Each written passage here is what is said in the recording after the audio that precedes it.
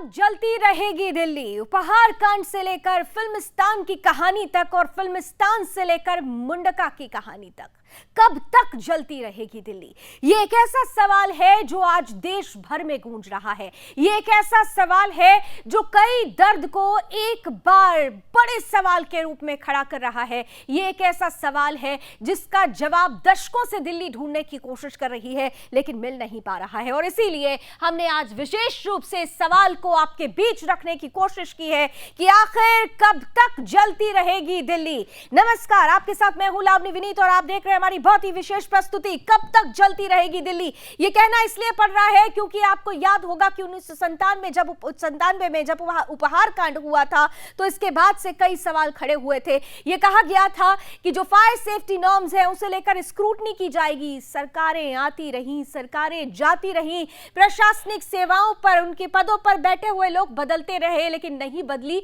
तो दिल्ली वासियों की किस्मत, नहीं बदली तो वो किस्मत जो आज भी जल रही है। और इसीलिए सवाल पूछा जा रहा है कि आखिर कब तक जलती रहेगी दिल्ली, कब तक सियासत की भेंट चढ़ती रहेगी दिल्ली, कब तक भ्रष्टाचार की भेंट चढ़ती रहेगी दिल्ली।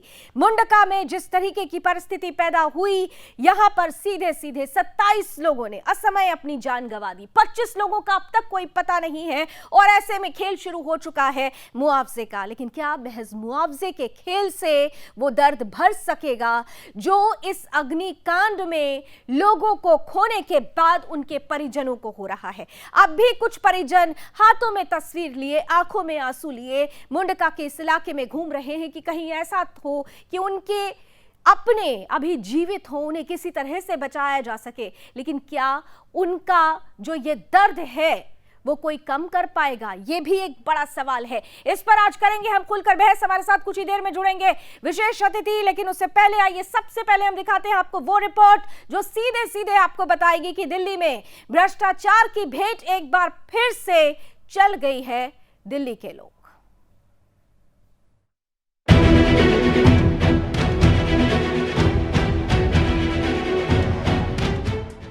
मुंडका में एक इमारत में लगी भीषण आग में 27 से ज्यादा मासूम लोगों ने अपनी जान गंवा दी। इमारत में आग ने इस कदर कहर बरपाया कि कई मृतकों के शव भी नहीं मिले या फिर जलकर मरने वालों की बॉडी के कुछ छोटे छोटे पार्ट मिले हैं। शवों की स्थिति इतनी खराब है कि उनकी पहचान कर पाना भी मुश्किल है। आलम यह है कि डीएनए सैंपल से मृतकों की पहचान की जा रही है। हालांकि दिल्ली में ये पहली घटना नहीं है जब मासूम लोगों ने भीषण आग में अपनी जान गंवाई हो। 13 जून 1997 उपहार सिनेमा आग त्रासदी में 59 लोगों की मौत। 31 मई 1999 लाल कुआं में आग लगने से 57 की मौत। 20 नवंबर 2011 नंदनगरी इलाके में 14 लोगों की जिंदा जलकर मौत। जनवरी 2018 दिल्ली के बवाना में एक पटाखा फैक्ट्री में आग से 17 की मौत। 8 दिसंबर 2019 रानी झांसी रोड अनाज मंडी में आग लगने से 45 की मौत। 12 फरवरी 2019 करोल बाग के होटल में आग लगने से 17 की मौत। 13 मई 2022 मुंडका में आग से 32 से ज्यादा लोगों की मौत। आग लगने के पीछे ज्यादातर एक ही कारण होता है। इमारत बनाते वक्त अग्निशमन उपायों को ताक पर रख दिया जाता है।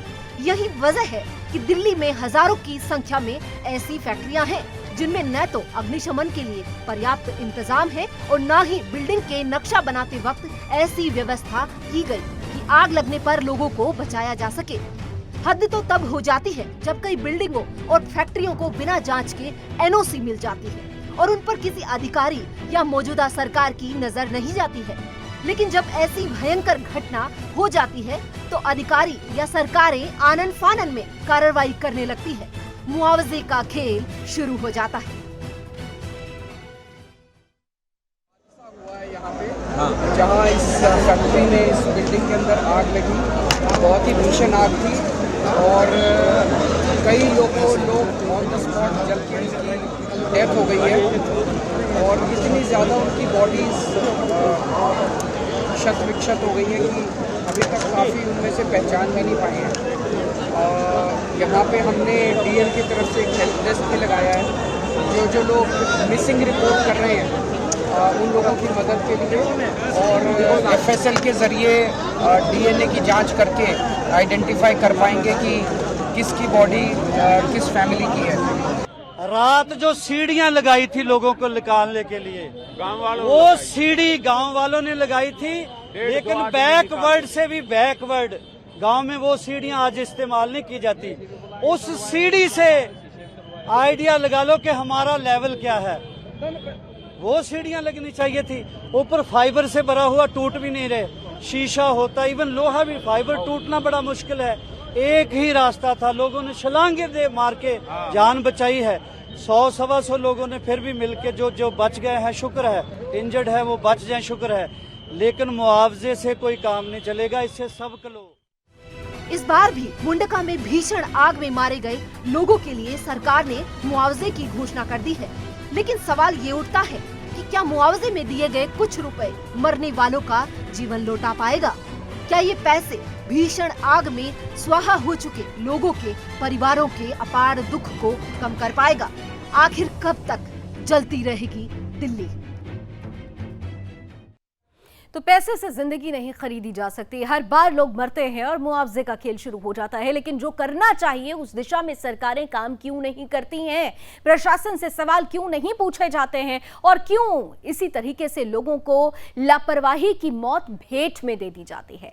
मुंडका में जो कुछ भी हुआ, इसे हादसा कहना चाहिए या सीधे सीधे इसे आपराधिक हत्या कही जानी चाहिए? आज इसी पर हम खुलकर बहस करेंगे। हमारे साथ इस वक्त आज का विशिष्ट पैनल जुड़ चुका है, स्क्रीन पर लेकर आए। मैं स्वागत करती हूं। हमारे साथ इस वक्त पैनल में जुड़ रहे हैं भारतीय जनता पार्टी का पक्ष रखने के लिए प्रवक्ता रमाकांत मिश्रा जी, बहुत बहुत स्वागत। साथ ही साथ हमारे साथ आज विशेष रूप से आम आदमी पार्टी से जुड़ रहे हैं विमल किशोर जी। विमल जी, आपका भी बहुत बहुत स्वागत। और साथ ही साथ हमारे साथ जुड़ रहे हैं deputy chief fire officer doctor Sanjay Tomar ji. Doctor Tomar, आपका भी बहुत बहुत स्वागत। और बहुत संजीदा विषय है ये, खास तौर से जो मेरे पॉलिटिकल गेस्ट हैं, मैं उनसे ये रिक्वेस्ट करूंगी कि आज इस संजीदा विषय पर संजीदगी के साथ बहस करिएगा, क्योंकि ये पहला वाकया नहीं है। उपहार कांड हुआ, उपहार से लेकर फिल्मिस्तान तक, फिल्मिस्तान से लेकर मुंडका तक। रमाकांत जी, पहला सवाल आपसे, क्यों इसे हादसा कहा जाए? क्यों नहीं इसे आपराधिक हत्या कहा जाए? क्योंकि यहाँ पर एक बिल्डिंग खड़ी होती है, कंपनी चल रही होती है, अभी से नहीं चल रही है, कई सालों से चल रही है, और वो भी विदाउट एनओसी। ये हत्या है सर, ये हादसा नहीं है।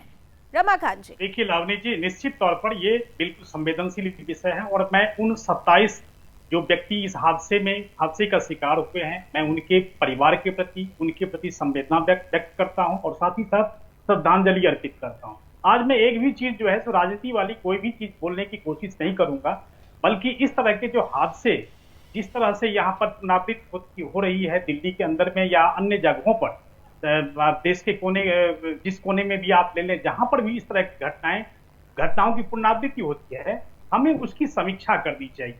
खास करके समीक्षा उस विषय पर करनी चाहिए क्योंकि आग के लगने का कारण क्या है, त्रासदी के पीछे का कारण क्या है, किस वजह से आग लगती है। मेन जो यहाँ पर हम लोगों का जो फोकस होना चाहिए, जो इस तरह की कैजुअलिटी जो बार बार होती है, वो नहीं होना चाहिए। जहां तक बात है, यहाँ पर अभी जो मुंडका की बात हो रही है, निश्चित तौर पर जो कल का जो हादसा है बहुत ही हृदय विदारक है। इससे पहले हम लोगों ने सुना था, जब हम लोग आज से 30 साल पहले हम लोग जब आए थे यहाँ पर, तो उपहार सिनेमा हॉल के अंदर में जो ये कांड हुआ था, इस तरह की जो त्रासदी हुई थी, इस तरह वो चीज हम लोगों को सुनने में आया था। लेकिन आज हम लोगों ने देखा जो कि निश्चित तौर पर ये जो कल का विषय है बिल्कुल ही इतना गंभीर और हृदय विदारक है, जो मैं आपको बिल्कुल शब्दों में व्यक्त नहीं कर सकता। अब यहाँ पर चाहे फायर एनओसी की बात हो, चाहे वहां पर जो फैक्ट्री अगर है, तो फैक्ट्री जो है सो किस हिसाब के ऊपर में, या कौन से ऐसे डॉक्यूमेंट्स नहीं थे, या किसने इसको तो सर इसीलिए तो मैंने कहा, फिर अकाउंटेबिलिटी किसकी बनती है? अकाउंटेबिलिटी किसकी बनती है? आ रहा हूं उसी विषय पर लावनी, उसी पे आ रहा। अब देखिए इसमें क्या है, यहाँ पर जिस तरह से पता चला है, प्रथम दृष्टया जो पता चला है, इसमें यह है जो कि जनरेटर द्वारा शॉर्ट सर्किट किया है। जनरेटर की फिटनेस किस तरह से, जनरेटर का एनओसी क्या था, फायर की एनओसी किसने इसकी करी थी। देखिए जो पिछले जो हम लोगों ने घटना देखा है, उसकी पुनरावृत्ति तभी नहीं हो पाएगी जब हम ये कौन देता है, एनओसी किस डिपार्टमेंट से दी जाती है, किसकी जिम्मेदारी होती है। आप समझ रहे हैं मैं आपसे क्या पूछने की कोशिश कर रही हूँ, लेकिन आप शायद घुमा रहे हैं। मैं सीधे आपसे पूछती हूँ, एमसीडी तो आप ही लोग देखते आ रहे हैं ना इतने सालों से। फिल्मिस्तान में भी यही हुआ था ना सर, तब भी यही सवाल पूछा गया था, आज फिर आपके सामने वही सवाल है, कोई परिवर्तन नहीं है सवाल में। लावनी, मैं बिल्कुल बात को घुमा नहीं रहा हूं, बल्कि मैं ये कह रहा हूं जो पिछले जो घटना घटी है उसकी जो पुनरावृत्ति अभी कल हमने देखा है, इसमें कौन से ऐसे कारण थे जिसकी वजह से ये घटना फिर घटी। मेरा एक ही चीज कहने का मतलब है, इसके पीछे का कारण जो होता है, जो त्रासदी के पीछे का कारण है, उसको हमें खोज करके उसके ऊपर में काम करना चाहिए। मैं वो बात कर रहा हूं, चाहे इसमें कोई भी जिम्मेदार हो। सर, मैं ये नहीं कह रहा हूं भारत एक खोज थी मैं और अब जिम्मेदार दिल्ली नहीं अग्निकांड एक खोज बन गया। सर 97 से यही चीजें सुनते आ रहे हैं, खोज कब तक होती रहेगी? अकाउंटेबिलिटी, रिस्पॉन्सिबिलिटी, कुछ ऐसे शब्द होते हैं जिनको एक्सेप्ट करने की जरूरत है, सिर्फ बातों में नहीं, व्यवहार में भी उसे लेना चाहिए। विमल किशोर जी, किसकी अकाउंटेबिलिटी, कौन रिस्पॉन्सिबल? देखिए, ये सारी बातें जांच का विषय है, किसकी कमी रही, किसने एनओसी नहीं दी, लेकिन इस सारे मामले को छीटाकशी में लेकर ये जो 27 लोग एक्सपायर हुए हैं, अकाल मृत्यु का शिकार हुए हैं, उनकी मौत का मजाक नहीं बनाना चाहिए। दिल्ली के अंदर जो मेन एमसीडी एनओसी रिलीज करती है, एनओसी रिलीज हुई नहीं हुई, क्या कमी रही, किस कारण से आग लगी, ये सारी बातें जांच का विषय है। लेकिन इन लाशों पे राजनीतिक रोटियां ना सके बीजेपी बार बार दिल्ली सरकार पे ब्लेम कर रही है। बुलडोजर चला रही है दिल्ली सरकार, एमसीडी दिल्ली के अधीन, एलजी दिल्ली बिना उसके कोई काम नहीं करने देते, सेंटर में इनकी सरकार। लेकिन अगर कोई काम ठीक भी कर रहा हो तो वो तो कर रहे हैं बीजेपी वाले, अगर गलती से कोई काम गलत हो जाए तो वो केजरीवाल के सिर पे नारियल तोड़ने का काम करते हैं ये लोग। विमल जी, आपके हिसाब से वो अतिक्रमण पर बुलडोजर चलाते हैं, अवैध अतिक्रमण पर, तब भी आप लोग बाहर निकलते हैं सड़कों पर, तो जब अग्निकांड हो जाता है तब क्यों नहीं बाहर निकलते हैं? फिल्मिस्तान में 2 साल पहले जब अग्निकांड हुआ था, विमल जी मैं आपको याद दिला दूं, आपकी याददाश्त थोड़ी दुरुस्त करा दूं कि जब फिल्मिस्तान में अग्निकांड हुआ था तो ये आपके ही नेता थे जिन्होंने कहा था कि हम विधानसभा का विशेष सत्र बुलाएंगे, हम स्क्रूटनाइज कराएंगे। ये बहुत आसान है सर, मैंने उनसे सवाल कर लिया कि एमसीडी के लिए आप रिस्पॉन्सिबल हैं, लेकिन खाली भारतीय जनता पार्टी रिस्पॉन्सिबल नहीं है, रिस्पॉन्सिबल आप भी होने चाहिए। दिल्ली की जनता ने आपको भी चुना है। हम तो इनके ऊपर कह रहे हैं ये विधानसभा का विशेष सत्र बुलाने की बात कही गई थी सर, विधानसभा का विशेष सत्र बुलाने के दावे किए गए थे, क्या आपने बुलाया उस सत्र को? क्या स्क्रूटनाइज कराया तो पूरे मसलों को? रजामंदी के बगैर एक भी लेंटर नहीं डलता, एमसीडी की रजामंदी के बगैर एक भी लेंटर नहीं डलता, बिना पैसे कोई काम नहीं होता नगर निगम में। ये बात कर रहे हैं ईमानदारी की, बुलडोजर चला रहे हैं, जहां से मंथली आते हैं बुलडोजर नहीं भेजते, जहां मंथली नहीं आती वहां से बुलडोजर भेज देते हैं ये लोग। गरीब लोगों को तंग कर रहे हैं ये लोग। अतिक्रमण किसको कहोगे आप, जिन्होंने ऊंची ऊंची बिल्डिंगें बना ली हैं वो सर, आज अतिक्रमण छोड़ दीजिए, अग्निकांड हुआ, 27 लोग मरे, कम से कम आंखों का पानी ले आइए सर, आंखों का पानी ले आइए। विमल किशोर जी, आंखों में थोड़ा पानी ले आइए। ये 10 लाख का मुआवजा आपने फिल्मिस्तान के समय भी दिया था, आपने ये मुआवजे का खेल खेलना बंद नहीं किया है, लेकिन आप अपने वायदे पर खरे नहीं उतरे। मैंने आपसे सिंपल एक सवाल पूछा, विमल जी, विधानसभा का विशेष सत्र बुलाने के लिए कहा गया था, आपके ही नेता ने कहा था ना। सुनिए सर, सुनिए सर, मैं राजनीतिक कोई प्रतिनिधि नहीं हूँ, आपसे सीधा सवाल कर रही हूँ। Vimal Kishore ji, I am not a political body. Vimal Kishore ji, listen to me, मैं कोई पॉलिटिकल पर्सन नहीं हूँ, एक आम आदमी हूँ, और एक आम आदमी होने के नाते आपसे ये पूछ रही हूँ कि इस देश का नागरिक आपसे पूछता है कि 2 साल पहले जब फिल्मिस्तान में अग्निकांड हुआ था जिसमें 45 लोग मर गए थे, आपकी सरकार ने यह दावा किया था कि हम विशेष विधानसभा सत्र बुलाएंगे, हम स्क्रूटनी करेंगे। क्या हुआ सर, क्या हुआ 2 सालों में? फिर से एक अग्निकांड हो गया, फिर से लोग मर गए। मेरी बात सुनिए, आप सुनिए, हमारी सरकार अपना काम बखूबी तरीके से कर रही है। एमसीडी के काम हमारी सरकार नहीं कर सकती, ये जानबूझकर रोड़ा करते हैं, काम नहीं करने देते। सर, मैं पूछ क्या रही हूँ, आप जवाब क्या? दिल्ली सरकार ने आग लाई, मैं पूछ क्या रही हूँ, आप जवाब क्या दे रहे? मैंने पहले भी कहा था कि थोड़ा संजीदगी दिखाइए था, आप लोग आरोप प्रत्यारोप लगा के करते रहिएगा, लेकिन अपनी रिस्पॉन्सिबिलिटी का जो जुड़ा हुआ सवाल है उस सवाल का जवाब दे दीजिए सर। आप सुनते तो हो नहीं? सुन रही हूँ ना, मैं सुन रही हूँ, आप भारतीय जनता पार्टी पर आरोप लगा रहे हैं। मैं ठीक है, आप खूब आरोप लगाइए। मेरा सवाल है कि विधानसभा का सत्र, विशेष सत्र क्यों नहीं बुलाया आपने? आप हमारी सरकार पे आरोप लगा रहे, तो मैं आपको बताना चाह रहा हूँ, बताइए। हमारी सरकार बखूबी काम कर रही है और अच्छे से काम कर रही है, जो लोगों को पच नहीं रही। ठीक है, हमारी सरकार को बदनाम करने के लिए तुमको जी केजरीवाल ने आग लगाई है वहां जाके। एमसीडी किसके अधीन है? अवैध निर्माण कौन करवा रहा है? एनओसी कौन दे रहा है? विमल किशोर जी, केजरीवाल दे रहा है एनओसी इनको। विमल अवैध किशोर जी, निर्माण 1 लेंटर पे पैसे कौन विमल लेता है? किशोर दिल्ली जी, पुलिस क्या कर रही है? विमल किशोर MCD जी, क्या कर रही है? विमल क्या कर किशोर रही है वहाँ पे? जी, सुनिए, लिसनिंग इज अ तो गुड आप हैबिट बताएं मुझे। सर, लिसनिंग इज आप अ गुड बताएं हैबिट। मुझे, रमाकांत दिल्ली जी पुलिस से क्या मैंने कर रही है सवाल वहाँ पे? पूछा, उन्होंने दिल्ली शांति पुलिस से किसके सवाल अधीन है? सुना, दिल्ली अपनी पुलिस किसके अधीन है? रिस्पॉन्सिबिलिटी MCD ली और किसके जवाब अधीन है? दिया। आपके पास आज जवाब नहीं है। आप रिस्पॉन्सिबिलिटी मेरे जो पास आपकी जवाब होते जिम्मेदारी हैं, थी, जो आप आपका सवाल, सुनना नहीं आपसे चाह मैंने रहे। एक मेरे सवाल पास पूछा, जवाब उसका होते हैं। जवाब आप आपने मेरी नहीं बात दिया। सुनिए जरा, ध्यान रमाकांत से जी, इसका सुनिए। जवाब आप दीजिएगा, लेकिन डॉक्टर तोमर मेरे साथ हैं और क्योंकि वो पूरी परिस्थिति को जान समझ रहे हैं, इसलिए उनका एक रिएक्शन बहुत जरूरी हो जाता है। डॉक्टर तोमर, आपके पास आते हुए, पॉलिटिकल खेल शुरू हो गया है, पॉलिटिकल पर्यटन भी देखिए शुरू हो गया, और यही हमारे यहाँ की विडंबना है। हादसा होता है, पहुंचने लग जाते हैं, वीआईपी मूवमेंट शुरू हो जाता है, फिर थोड़े दिन तक रोते हैं, मुआवजा होता है, राजनीति होता है, फिर चैप्टर क्लोज हो जाता है, फिर कोई नया हादसा होता है।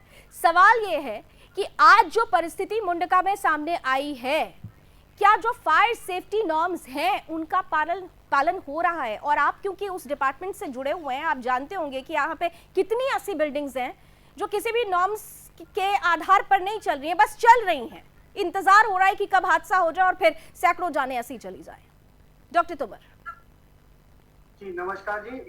सबसे पहले तो मैं ये कहना चाहूंगा कि ये एक कलेक्टिव रिस्पॉन्सिबिलिटी है, बजाय ब्लेम गेम के। अगर हम ये देखें कि क्या कारण है कि जिस वजह से लोग फंस गए, तो सबसे पहले ये आता है ऐसी बिट जो एक्ट में प्रोविजन है, दिल्ली फायर सर्विस 2010 के अंतर्गत आइडेंटिफाई जो फायर प्रूफ सिर्फ उन्हीं को के सर्टिफिकेट होती है।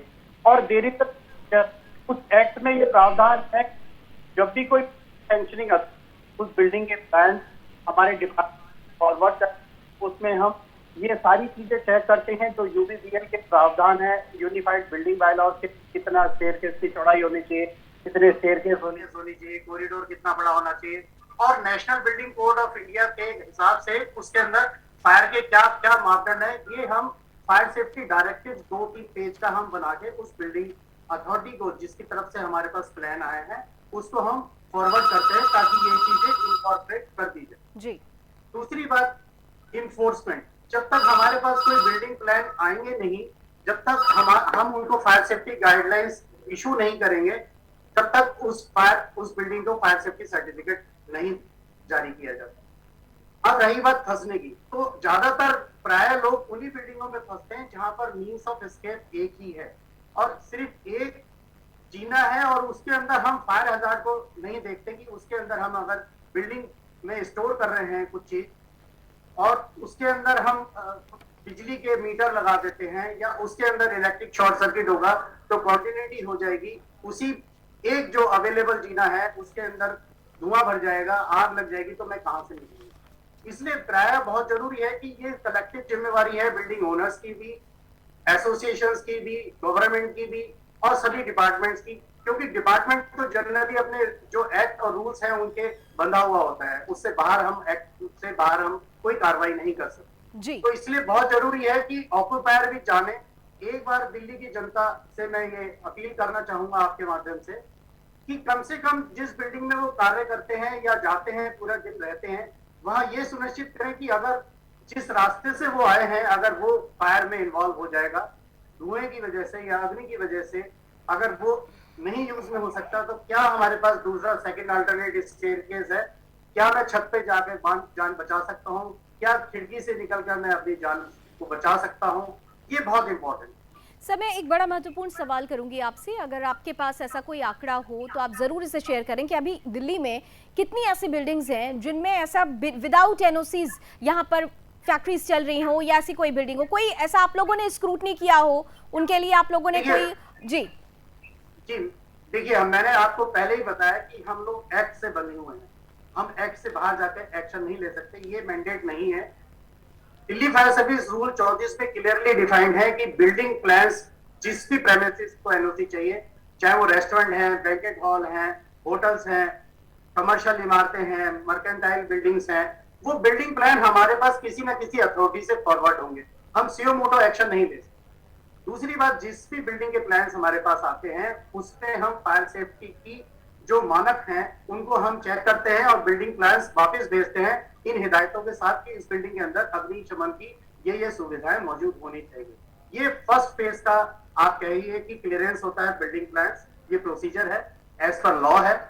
उसके बाद जब बिल्डिंग ऑक्यूपाई करने से पहले ओनर या ऑक्यूपायर हमको रिक्वेस्ट करता है कि उसके अंदर जो आपने मानक बताए थे हमें फायर सेफ्टी के, वो सब हमने व्यवस्थित कर दिए हैं। उसके बाद उस बिल्डिंग का इंस्पेक्शन होता है और उन सभी मानदंडों को जो 20 है, मतलब एक्सेस से लेकर fire detection, staircase, brick detection, alarm, जो भी उसमें एज पर लॉ रिक्वायरमेंट है वो सारी चीजें चेक होती हैं और फायर सेफ्टी सर्टिफिकेट उसको 3 साल के लिए इशू कर दिया। ठीक है, आपने बहुत विस्तार से बताया और इस वक्त लोगों ने इस पूरे प्रोसीजर को ध्यान से सुना भी। रमाकांत जी सबसे महत्वपूर्ण है, उन्होंने बार बार कहा कि देखिए वो एक एक्ट से बंधे हुए हैं, अथॉरिटीज की कुछ रिस्पॉन्सिबिलिटी होती है। डॉक्टर तोमर के सेक्शन पे जो भी पार्ट आता है उनकी तरफ से वो काम कर दिया जाता है, लेकिन उसके आगे के लिए जो रिस्पॉन्सिबल होता है वो रिस्पॉन्सिबिलिटी कहाँ? क्योंकि एक बिल्डिंग में एक कंपनी चल रही है और वो भी विदाउट एनओसी, तो इसके लिए किसको जिम्मेदार फिर माने? कोई तो अकाउंटेबिलिटी, किसी की तो अकाउंटेबिलिटी फिक्स करनी होगी ना हमें।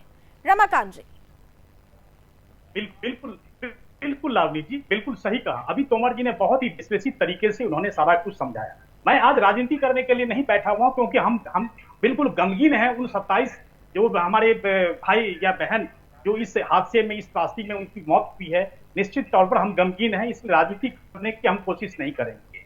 भले ही हमारे मित्र यहाँ पर विमल किशोर जी यहाँ पर बुलडोजर लेकर के आ जाएं, कोई भी विषय को लेकर के आ जाएं, मुझे नहीं इसके लिए कोई दिक्कत है। तोमर साहब अभी कह रहे थे जो भी मानक होते हैं, मेरा एक चीज कहने का मतलब है, तोमर साहब से मेरा रिक्वेस्ट रहेगा जो भी मानक अभी हैं, जो एग्जिस्ट कर रहे हैं, क्या वो सफिशिएंट हैं या उसके ऊपर में कुछ और काम करने की जरूरत?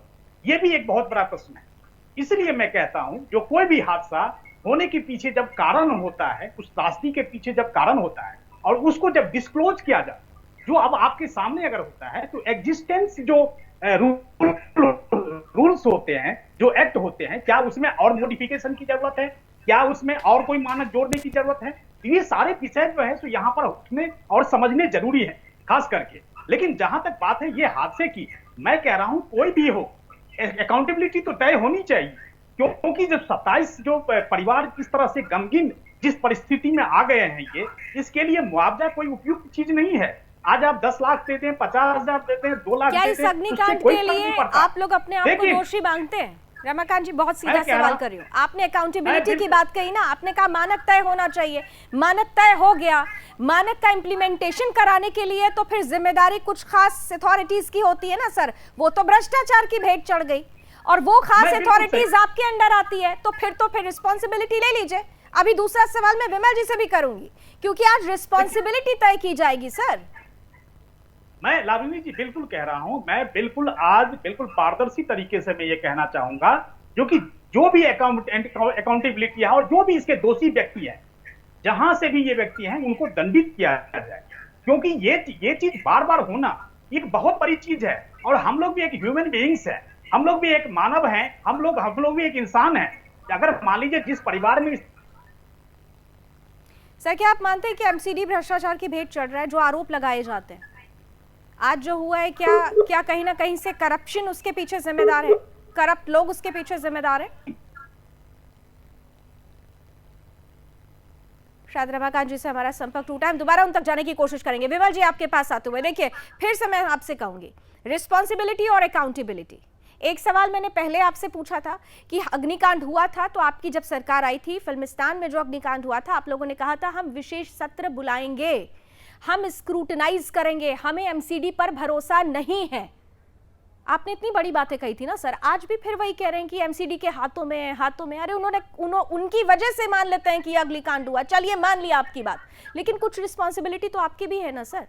आप लोगों ने क्या किया? रिस्पॉन्सिबिलिटी तो हमारी रिस्पॉन्सिबिलिटी, तो हम सारी रिस्पॉन्सिबिलिटी जिम्मेवारी लेने को तैयार हैं, लेकिन जैसे ही हम जिम्मेवारी लेने चलते हैं हमारे ऊपर एलजी उठा देते हैं। अब इन्होंने बीजेपी के पार्षदों के चुनाव रिजेक्ट कर दिए, एक कानून पास कर दिया। ये ना तो कुछ करते हैं और ना करने देते हैं, इस चक्कर में जनता पिस रही है। आप कह रहे हो विधानसभा में इन्होंने ये कानून पास कर दिया कि पार्षदों के चुनाव नहीं होंगे। इतना बड़ा भ्रष्टाचार ये पहले नगर निगम में कर रहे हैं, अब इनको लगा हम हार रहे हैं तो चुनाव बंद कर रहे हैं। हमारी जो जिम्मेवारी है, हम अपनी जिम्मेवारी से पीछे नहीं भाग रहे। और ये जो रमाकांत जी कह रहे हैं ना मुआवजे से कुछ नहीं होता, जिसकी जान चली गई है उसकी जान तो हम वापस दे नहीं सकते, मुआवजा बहुत कुछ भरपाई कर सकता है। जान की कीमत नहीं है, खुदा नहीं है पैसा, लेकिन खुदा से कम भी नहीं है। उन गरीब बच्चों को जो इनके पीछे रह गए हैं, आश्रित रह गए हैं, उनको मुआवजा भी ना दें।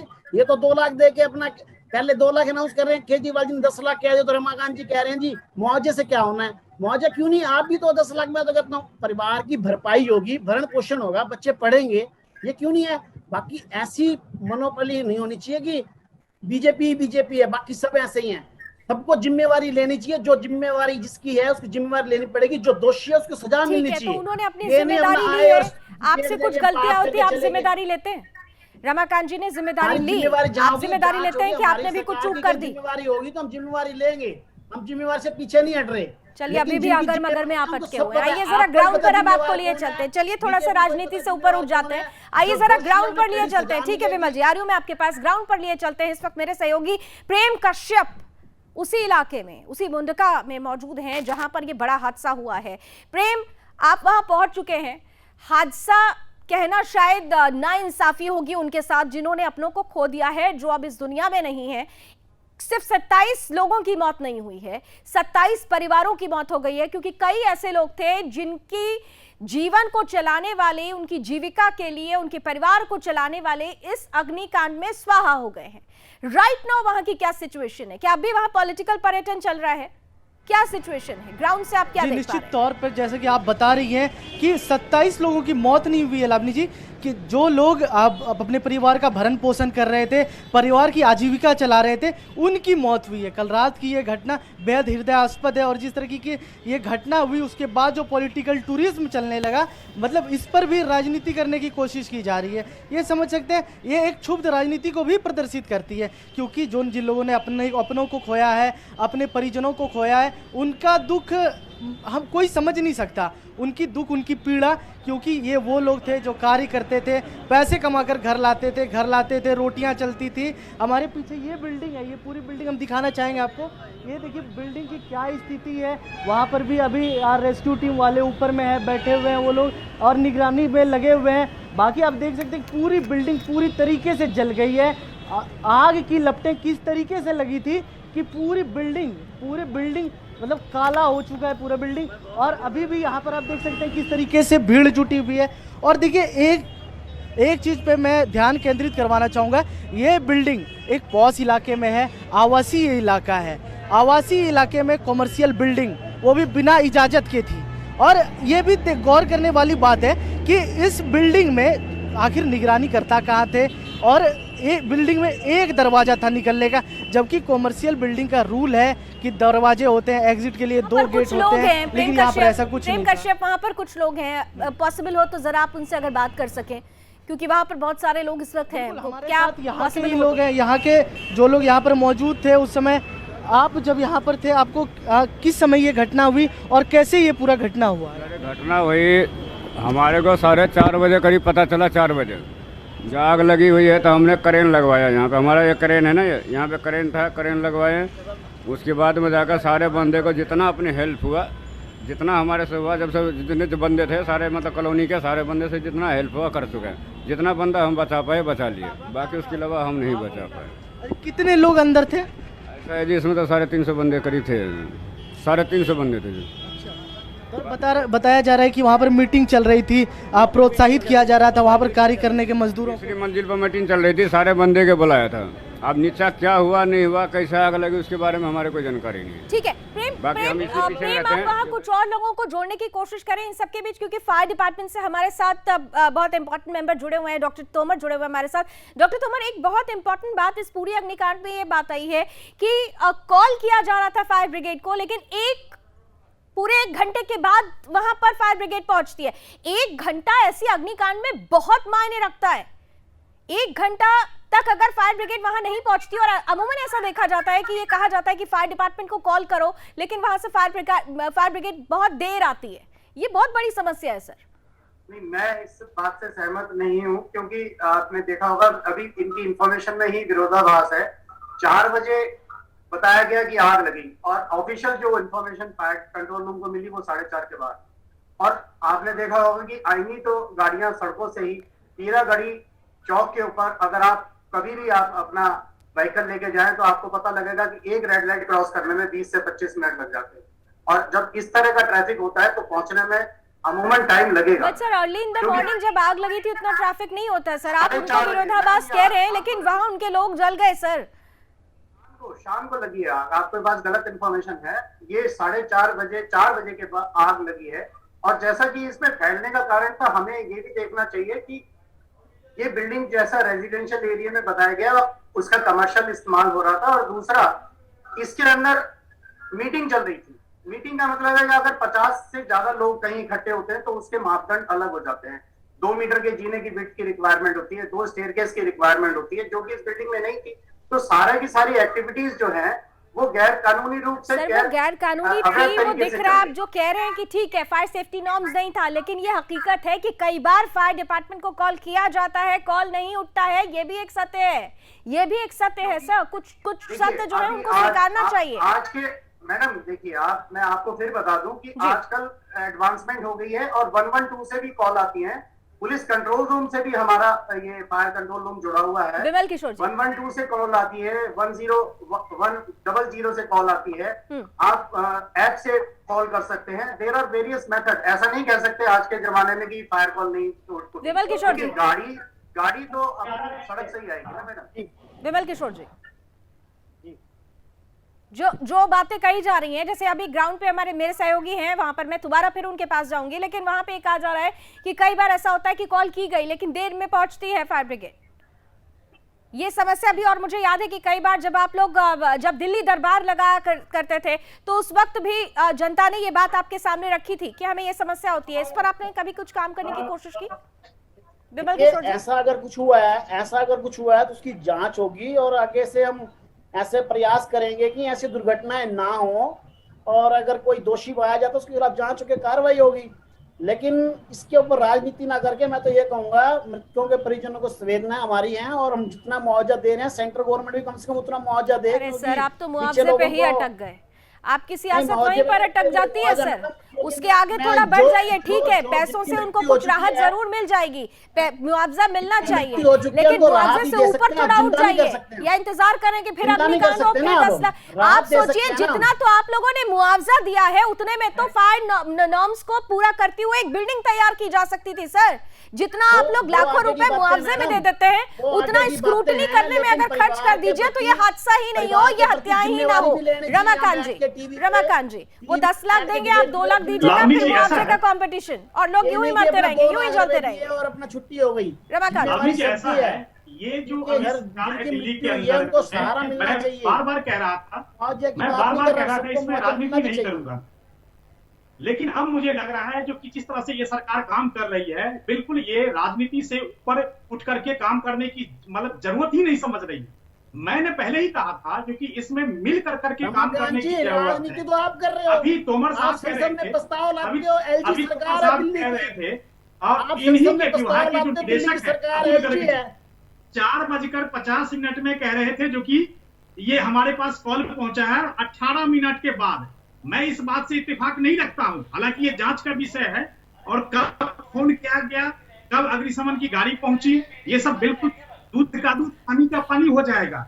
लेकिन इन सब के ऊपर सबको मिलकर काम करने की जरूरत है। किसी ने अपने परिवार के बेटे को खोया है, बिल्कुल कलेक्टिव रिस्पांसिबिलिटी लेने की जरूरत है। बिल्कुल रमाकांत जी, आइए जरा ग्राउंड पर एक बार फिर से चलते हैं। प्रेम कश्यप क्योंकि ग्राउंड पर मौजूद है और वहां पर उनके साथ कुछ लोग भी आ चुके हैं, वो भी बता रहे हैं उनके मन में क्या चल रहा है इस वक्त और उन्होंने क्या देखा, क्या परिस्थितियां थी। प्रेम, ओवर टू यू।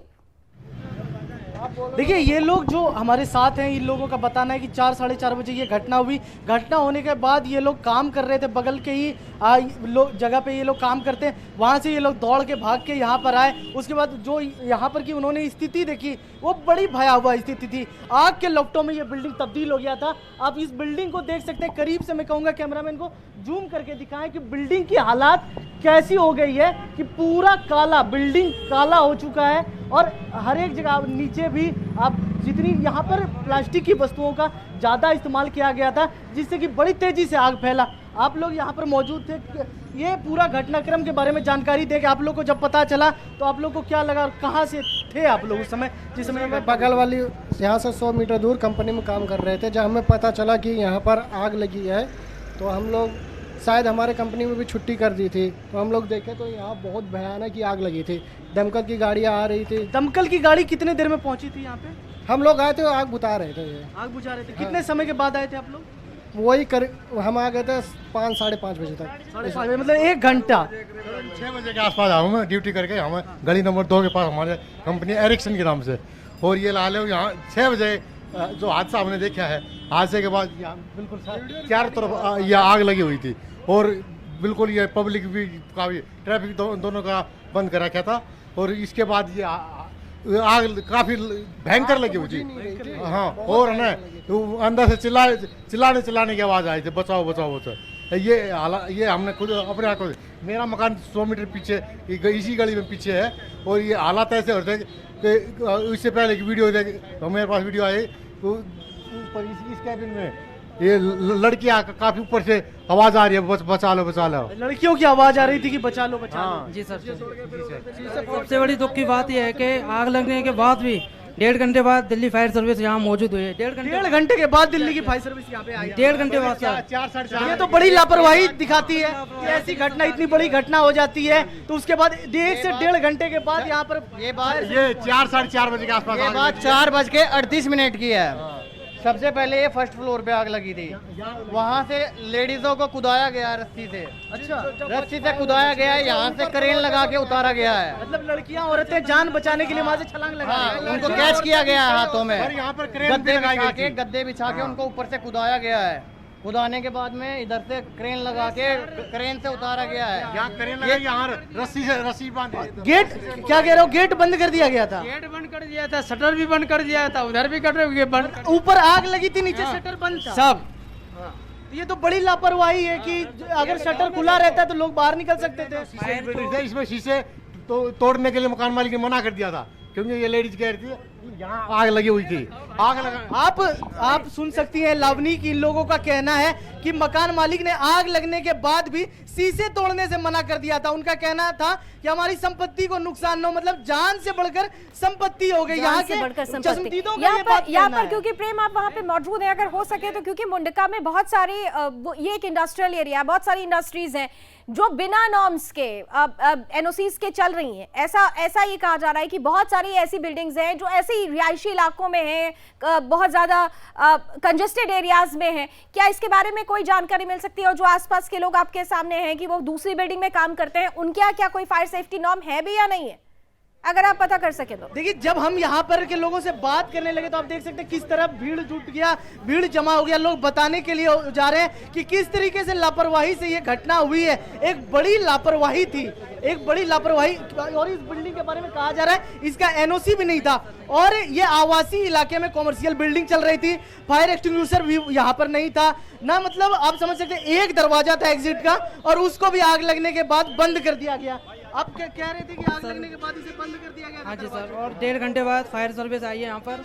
बिल्डिंग का एनओसी भी नहीं सर, इलीगल बिल्डिंग चल रही है। आप मतलब 1.5 घंटे से पहले अगर आती तो इतना बड़ा हादसा नहीं होता, लोगों की जान नहीं जाते। यहाँ पर शटर बंद कर दिया गया, उधर से गार्ड भी बंद कर दिया, कोई भी नहीं निकल पाया। ये प्रॉब्लम है कि ये मेन रोड है रोहतक में, जब ये मेन रोड पे 1.5 घंटे बाद आ रही है, बाई चांस अगर अंदर गली में होती है फायर ब्रिगेड का कि कम से कम यहाँ पर मेन रोड है, कम से कम आग बुझाने के लिए फौरन आना चाहिए। ये भी सोचने वाली बात है। आप देख सकते हैं ये मेन सड़क है, ये मेट्रो लाइन आगे है, ये मेन सड़क के पास इस तरह की इतनी बड़ी घटना हो जाती है, इतनी भयावह घटना हो जाती है। इसके बाद ये पॉलिटिकल टूरिज्म का एक दौर चलने लग जाता है। अरविंद केजरीवाल जी भी पहुंचते हैं, बड़े बड़े गणमान्य नेतागण पहुंचते हैं, लेकिन दिलासा छोड़ के क्या मिलता है? कुछ नहीं।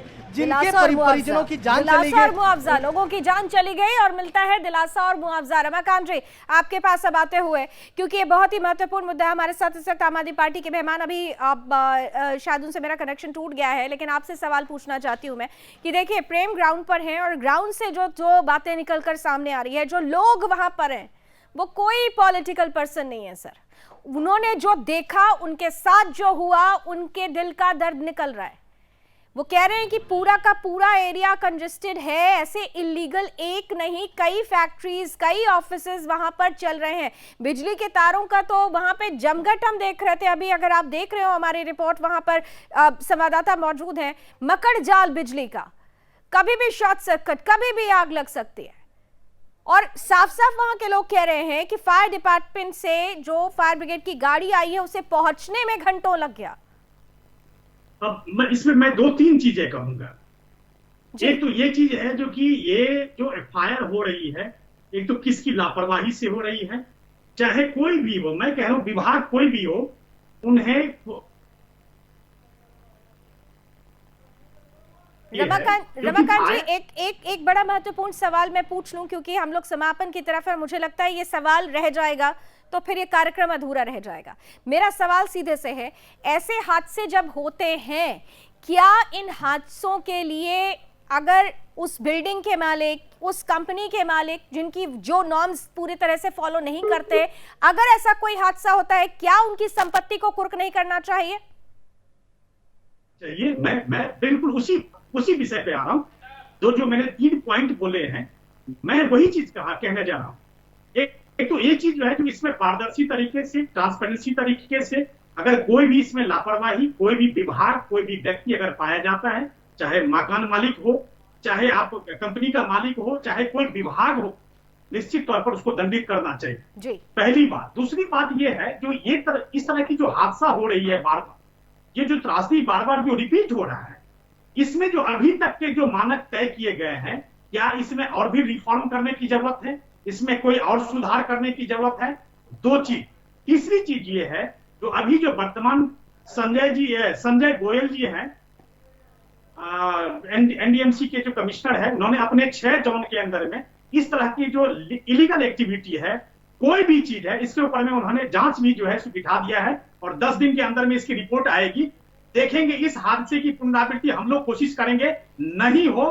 किसी डिपार्टमेंट की अगर ठीक है, किसी भी डिपार्टमेंट की अगर गलती है तो उससे जुड़े हुए लोगों को जरूर सजा होनी चाहिए और ऐसा ही होना चाहिए। हम उम्मीद करते हैं कि दिल्ली में हुआ ये हादसा अब ये आखिरी हादसा होगा, क्योंकि इसके बाद फिर से अगर हादसा होता है तो हम फिर यही कहेंगे कि वो हादसा नहीं, हत्या है, जिसके लिए जिम्मेदार केंद्र सरकार भी है, जिसके लिए जिम्मेदार राज्य सरकार भी है, जिसके लिए जिम्मेदार प्रशासन भी है। ये कलेक्टिव रिस्पॉन्सिबिलिटी है, इसलिए समाधान भी कलेक्टिव निकलना चाहिए। बहुत बहुत धन्यवाद रमाकांत जी हमारे साथ जुड़ने के लिए। विमल जी भी हमारे साथ जुड़े और डॉक्टर तोमर भी जुड़े, उनका भी बहुत बहुत धन्यवाद। और प्रेम कश्यप भी ग्राउंड से हमारे साथ है। थैंक यू सो मच प्रेम, हमारे साथ जुड़ने के लिए। कुल मिलाकर ये दिल्ली कब तक जलती रहेगी, एक ऐसा सवाल था जिसका जवाब ढूंढना बहुत जरूरी है।